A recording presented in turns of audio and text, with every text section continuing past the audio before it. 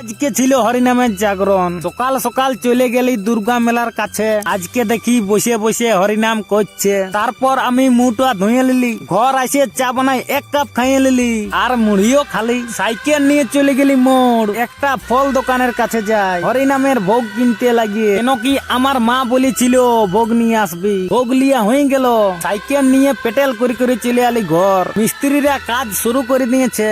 আগে ধারটা হওয়ার পর পেছন ধারের কাজ শুরু হয়ে গেল।